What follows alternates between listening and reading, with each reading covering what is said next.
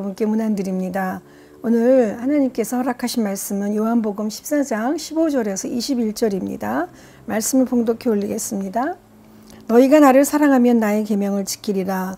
내가 아버지께 구하겠으니 그가 또 다른 보혜사를 너희에게 주사 영원토록 너희와 함께 있게 하리니 그는 진리의 영이라. 세상은 능히 그를 받지 못하나니 이는 그를 보지도 못하고 알지도 못함이라. 그러나 너희는 그를 아나니 그는 너희와 함께 거하시며 또 너희 속에 계시겠습니다. 내가 너희를 고아와 같이 버려두지 아니하고 너희에게로 오리라. 조금 있으면 세상은 다시 나를 보지 못할 것이로되 너희는 나를 보나니 이는 내가 살아있고 너희도 살아있겠습니다. 그날에는 내가 아버지 안에 너희가 내 안에 내가 너희 안에 있는 것을 너희가 알리라. 나의 계명을 지키는 자라야 나를 사랑하는 자니 이는 사랑하는 자는 내 아버지께 사랑을 받을 것이요 나도 그를 사랑하여 그에게 나를 나타내리라. 아멘. 오늘 말씀은 이것이 사랑입니다. 이거로 여러분과 나누려고 합니다. 제가 이 말씀을 보면서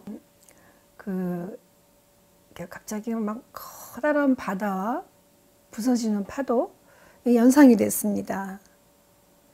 그러면서 1993년에 엄마의 바다라는 드라마가 있었어요. 근데 여기 보면 내용이 뭐냐면 그 기업체 사장이었던 아버지가 갑자기 엄마와 전업주부였던 엄마와 두 딸을 그리고 아들을 남겨두고 갑자기 쓰러져서 죽음을 당합니다. 엄마는 정말 졸지에 가장이 됐습니다. 모진 풍파와 세찬 바람으로 쓰러져 있던 세상의 바다로 나갈 수밖에 없었습니다. 엄마는 거기가 바다인지 모래사장인지 무엇인지 밀려오는 파도 때문에 그거를 알아볼 수 있는 여력조차 없었습니다. 거기에는 심한 모래바람, 거친 풍파, 깊이를 알 수 없는 칠흑 같은 그 바다의 깜깜함, 그리고 엄마와 자녀들은 이제 아버지라는 울타리로부터 무너져서 사랑과 보호에 흩어진 유리던 자갈처럼 쓰러지는 파도에 부서지는 모래처럼 한없이 밀려다니고 쓸려다니고 있었습니다. 그러나 시간이 지나면서 그들은 밀물과 썰물이 언제 들어오는지 경험을 하기 시작을 했고 또 그 심한 파도를 견뎌내고 조류를 견뎌내면서 모래사장에 들어있는 보호가 무엇인지 남겨진 것이 무엇인지 파악하기 시작하며 엄마는 바다가 보이기 시작했습니다.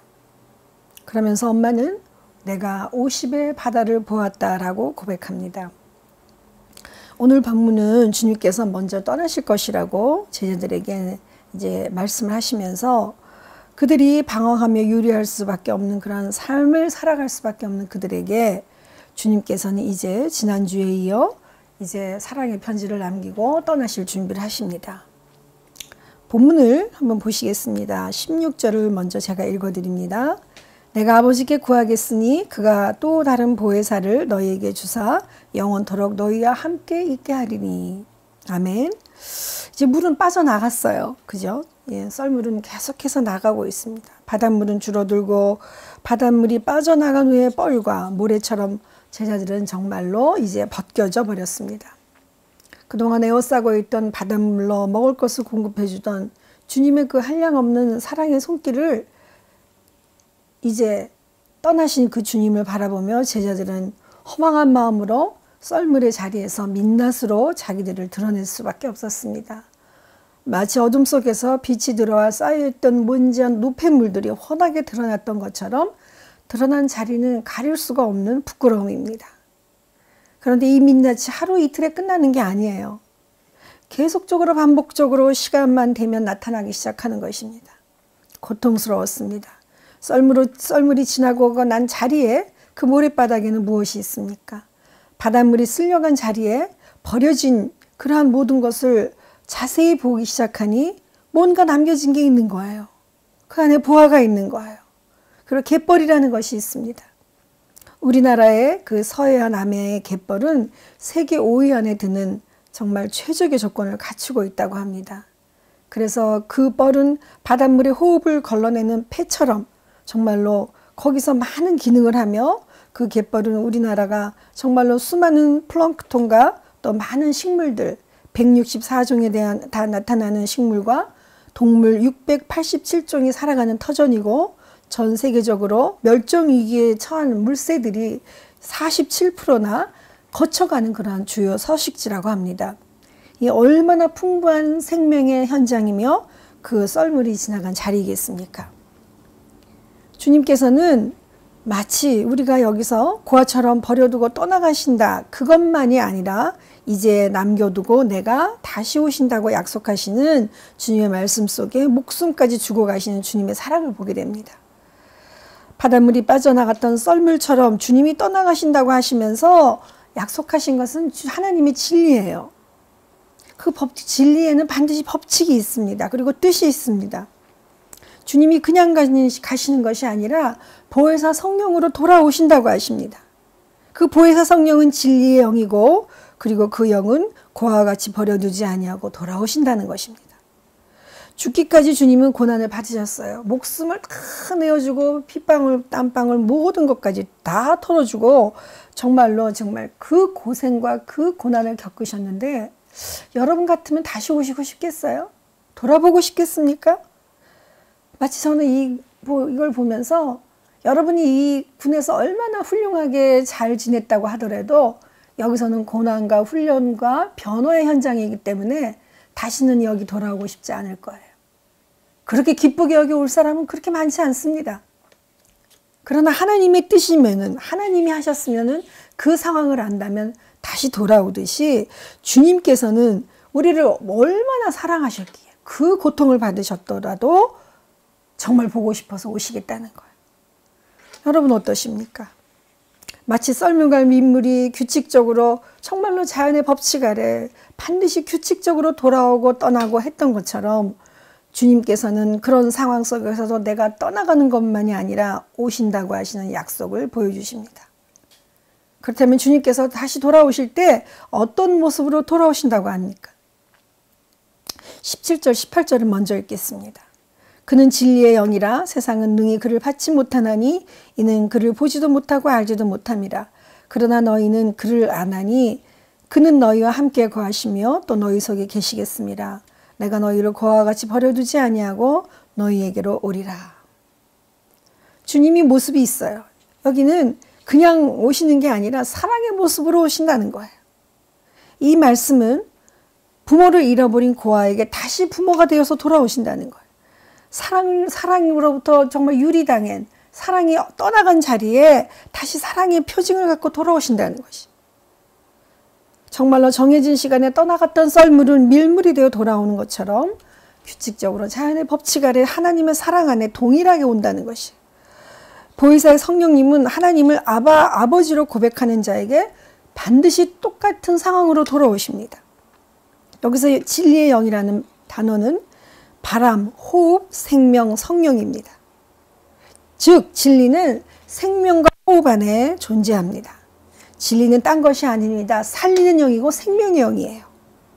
물리적으로 우리가 버려진 것 같지만 주님께서는 반드시 고아처럼 버려진 우리를 구하시려고 생명의 영으로 살리는 영으로 돌아오신다는 것입니다. 그 살림을 우리가 받지 않으면 보혜사 성령을 받아들이지 않는다는 것은 우리가 새롭게 다시 살지 못한다는 것이에요. 그런데 이 모습이 사랑이 아니면 어떻게 감당하느냐는 것이에요. 디트리히트 본헤퍼 목사님이 이렇게 말씀했습니다. 그리스도교는 단지 하나님을 숭배하거나 하나님을 창조자로만 믿는 것이 아니다. 그리스도교의 본질은 그리스도교적 윤리를 인간의 행동으로 실현하는 것입니다. 그리고 그 사람에게 사랑을 베푼 사람입니다. 즉 너도 가서 그렇게 하라고 하신 주님의 말씀입니다. 이것이 바로 예수 그리스도의 본질이고 또 주님께서 하시는 사랑의 본질입니다. 주님께서는 사랑의 본질이시기 때문에 사랑하는 사람을 다시 만나기 위해서 무언들 못하시겠습니까?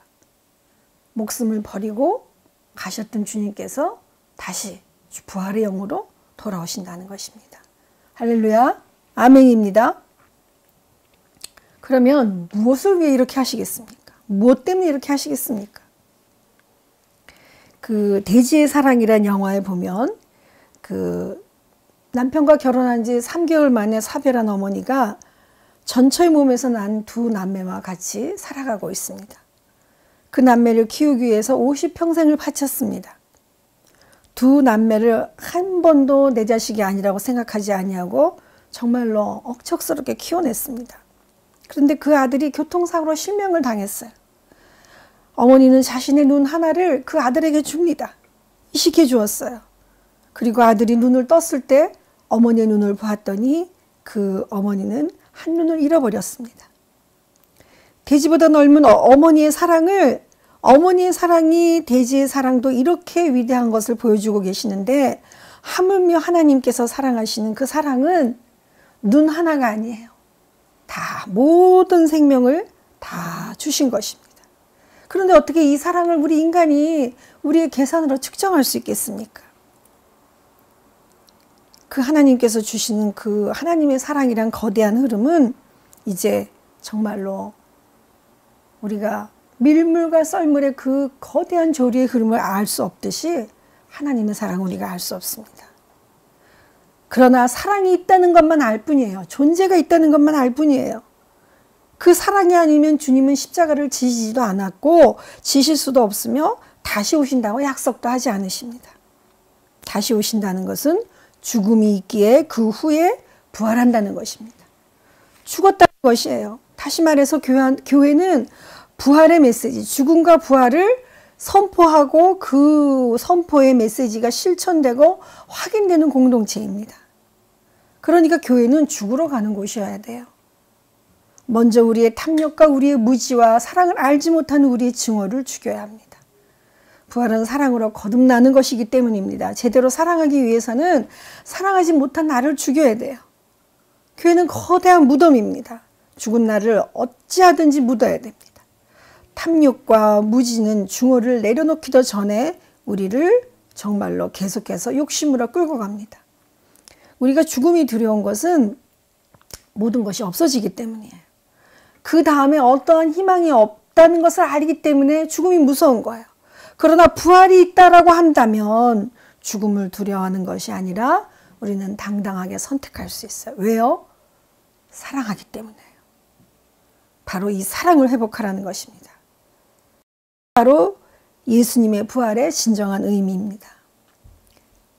교회는 예수 부활을 체험하는 공간입니다. 그리고 또 그 부활을 증언하는 곳이에요. 예수님의 그 핵심인 부활이 우리의 시간과 공간을 초월한 새 생명을 누리게 하는 사실입니다.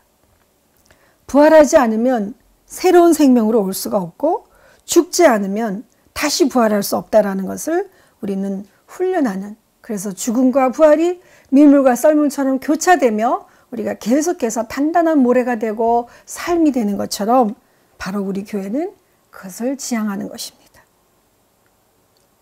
수많은 반복이 정말로 우리의 삶 속에 있습니다. 우리는 지금 엄청난 어려운 시간을 지나고 있어요. 우리가 죽음을 기억하지 않으면 이 시간을 기억해낼 수 없습니다. 그리고 이후의 역사를 쓸 수 없습니다.